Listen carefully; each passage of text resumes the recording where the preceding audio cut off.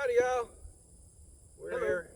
We're here for a special video today, and I got a good friend of mine, Ian. You want me to say your last name? It's fine. Ian McKee. He's Hello. also known as 45 Bravo. I'm gonna let him tell you a little bit about himself. I'm gonna say one thing: he's a pretty good rider too. So. Thank you. Hello, long time shooter, air guns, powder burners. I'm self-confessed addict of anything with the trigger, big, little, or otherwise. I shoot them all. It's a lot of fun. I enjoy it, the hobby. Used to shoot competitively. Been shooting since I was a kid. Like I said, I don't care, black powder, anything. Bring it on. All right. What we're going to do today is we're going to compare an air rifle against a 22 long rifle. Now, this one that he's got, everybody knows it, Ruger 1022. Yeah, pick those up right now, $350. And I'm going to be shooting a JTS Airacuda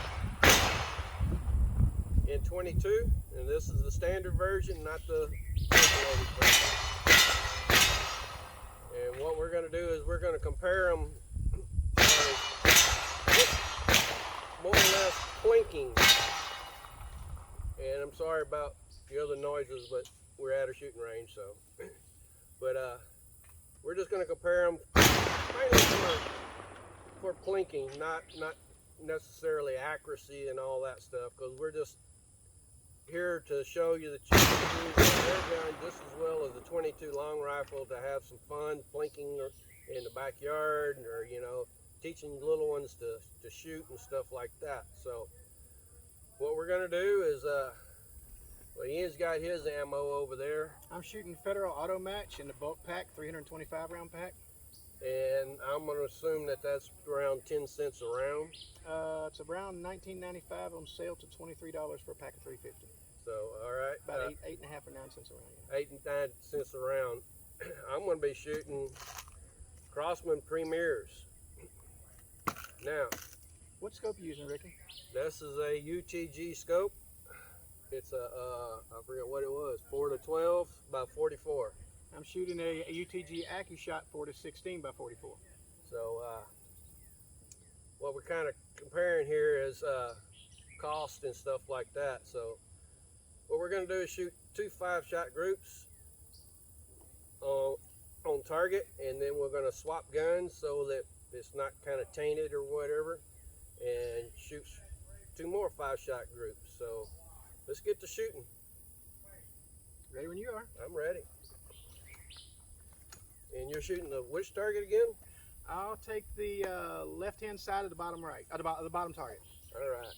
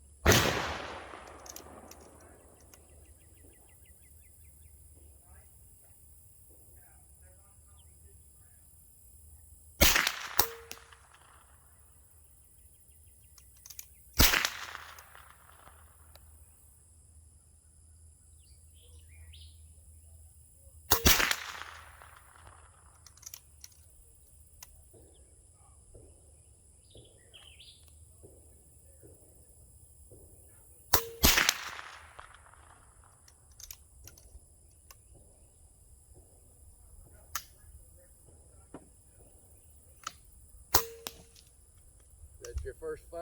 First 5. All right, that's my first 5. So we're shooting the second 5 or what? Yeah, let's go ahead and shoot the second 5. Same target, or you're going down one? I'm going to go down to the bottom left target. Okay.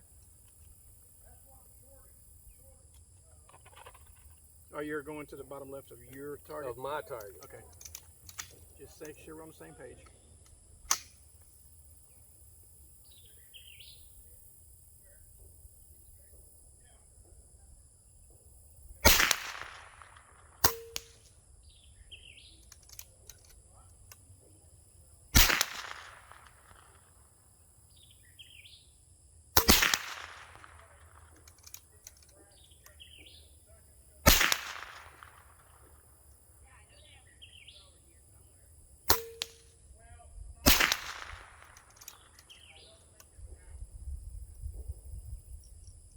That's it.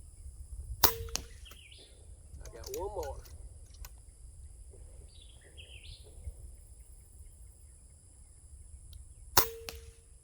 All right. So my rifle is completely stock. It was made in the 1980s and has had absolutely nothing done to it than shot a whole bunch. What have you done to yours? I have done nothing to this one. This is bone stock out of the box, other than just a fill tune, which is, if you watch my other videos, you know what I've done to it. Basically, no kind of mechanical modifications to it has been done. It's bone stock out of the box. You ready to swap? Sure. All right. All right, we swap guns now. So we're gonna see if the shooter makes a difference or not. And you ready? I'm ready. Let's go to shooting.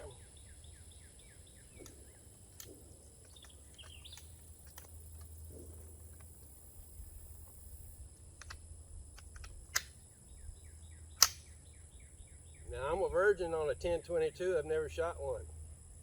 That trigger is horrendous.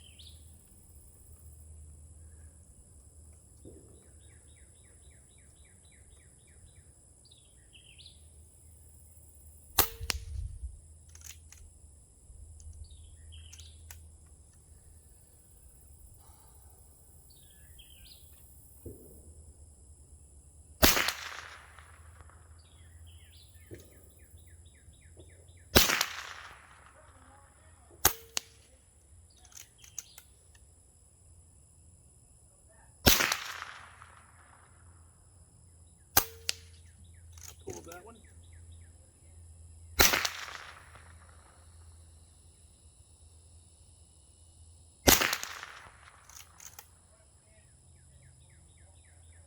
All right, that's my first 5. That's my first 5. All right, we're going for the second 5.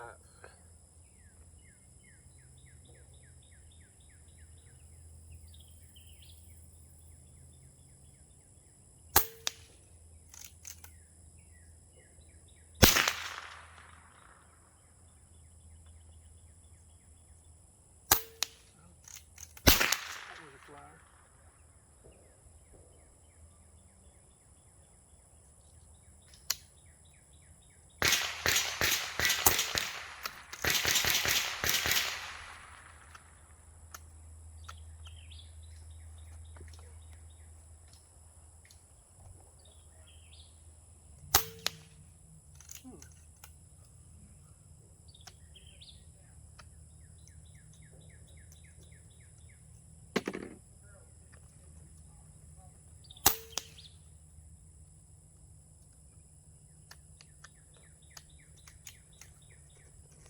That's my second 5.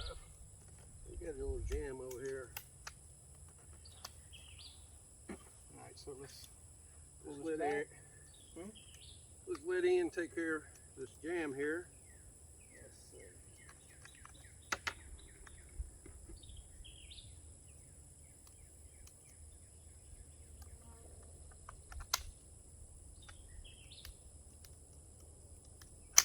There you go. All right. Finish up my 5. Very fresh on that. 22, 23.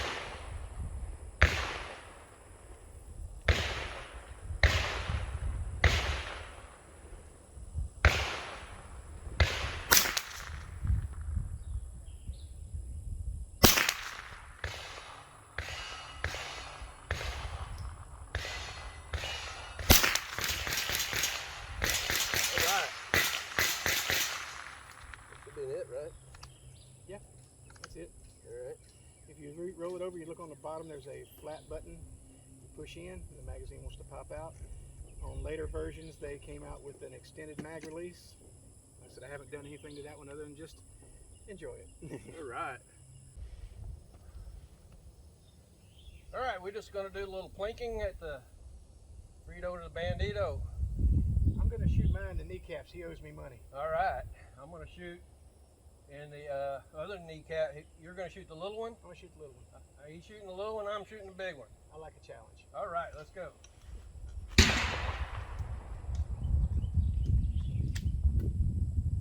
So it's 10 and 10, right? 10 and 10. All right.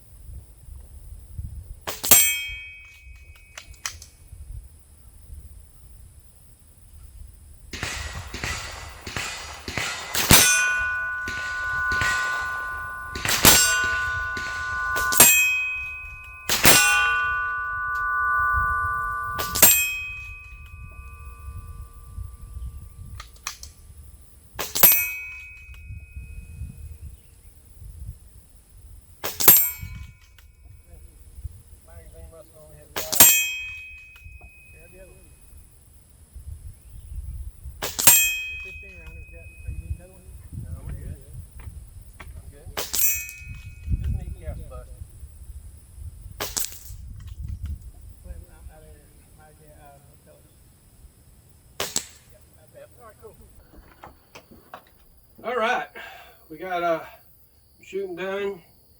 Get over here in the shade and we'll wrap this up here. Well, Ian, how's your target? Really bad. It's really not that bad. I have not shot that gun much in the last few years. The trigger on it is truly atrocious. It is completely stock, and it's from the 1980s. The very first one that I fired off of it was just me, and yes, that is annoying. I took it up to about 2 inches. Other than that, I'm hovering about 1.25 inches on the Ruger 1022, and believe it or not, hovering about 1.25 inches on average for the JTS at 50 yards. Also shooting cheap Crossman Premier pellets, hollow points. That's from right. Walmart. Cheapies. And I'm pretty much the same way. It's like, here's the JTS and here's the 1022. Just about the same group sizings. So as far as just plinking with a 22 long rifle versus a pellet gun, not a lot of difference there. Yes, there is. $9.99 for 522 caliber Crossman pellets. Yep. As opposed to $23 roughly for 325. Yep. 22 long rifles. And the way I seen it was the Crossman Premiers are $11.49 on Pyramid. And actually you can buy these at Academy, but they don't label them as Crossmans. They label them as Benjamins. They're the exact same pellet. $11.99 at Academy. $11.99 at Academy. 100, 500. Big difference. You can shoot that in your backyard. I can't shoot mine in my backyard. Right, you can shoot this in the backyard. You can add a suppressor to that without paying a federal tax stamp. Yeah. I can't. And that's the beauty of these things is this gun retails for $320. The Airacuda retails for $350. Only $30 difference. You have adjustable power levels. I don't. I have to buy a special ammunition. Yeah, and the way I've figured it up is to justify running a PCP. Obviously, you need a way to fill it. That's always the drawback on the air guns. There are compressors out there that you can get pretty cheap. You can use the pump if you want to, you know. About $60 off of eBay. If you're young and you can handle it. I ain't pumping. I have this GX compressor. Now this is a $400 compressor, but on that website, you know, where the guys in the gray trucks, you can get one for 180 bucks. It's not as fancy as this one. This one has an auto shut off. You can set the pressure on it, and you know, just keep an eye on it, and it'll cut off when it hits your pressure.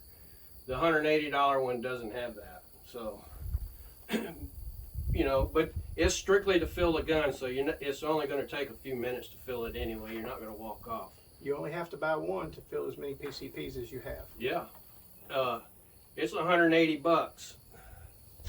I can't reload my stuff. You get to reload your ammo. Yeah, this is 5 of these, and that $180 compressor comes up to 240 bucks. 20 of these come up to 240 bucks. Exact same price. So after that initial cost, you're shooting 2 to 3 cents a time. You know, so way cheaper. I can say once you find the right pellet for that air gun, out to 50 yards, your accuracy will get better than mine. It will. Now we use these just to kind of prove a point, you know, just for plinking, teaching the young ones to shoot and stuff like that. You know, setting up a little backyard range and knocking over targets and stuff like that. I mean, you can't beat it. No, not at all. And it's inexpensive. You can do it in your backyard. You can use a piece of sheet metal at an angle to deflect the pellets into the ground. You can use a 5-gallon bucket filled with rubber mulch to catch the pellets. I got a wooden box that I got, and it's full of rubber mulch. And that's what I use at the house too. But I also have room to shoot 50 yards at my house, so. So if you have annoying neighbors or nosy neighbors, that is not very obtrusive. No, it's not very at all. I mean, you can, like I say, you can actually add an extension onto it and quieten it down even more. And I'm sure you heard in the video of the shooting, it's not very loud. Not when you're shooting side by side with the 22, you realize how quiet that thing is. You got anything else, Ian? Not really, other than like I always say, an air gun is not a replacement for a firearm. It strictly just does not have the power available in the same caliber, but it is a good alternative to practice and hunting out to 50 yards, target work out to 100 yards. It'll stand toe-to-toe with a 22 all day long. There's one other thing too, we didn't mention this on this Airacuda. It's got this adjuster on it. Now, if you've watched my earlier videos, you've seen how I fill tuned it, and I've got it set on the setting 4 instead of 5, and then adjusted the hammer spring on it. You can turn this thing down to 1, and you can shoot in your basement, and it'll be extremely quiet. All you'll hear is the hammer hitting the valve. I have 3 of these. 2 of them are prototypes. All 3 of them are prototypes. I have one of the standard that has the adjustments and 2 of the max that's regulated. On mine, on low pressure, I get about 430 feet per second. On power level 5, I get about 900. It seems to do its best on power level 4, which is where he has his currently set. And his is set up a little bit different from mine. He's gone through it, and you know, like I said, his is prototypes because he's a writer and stuff, and he knows those guys, and they send him some, and he gets to test them out. This is a bone stock one that I bought personally off of Pyramid Air. Few adjustments on it, and I've got it shooting pretty good.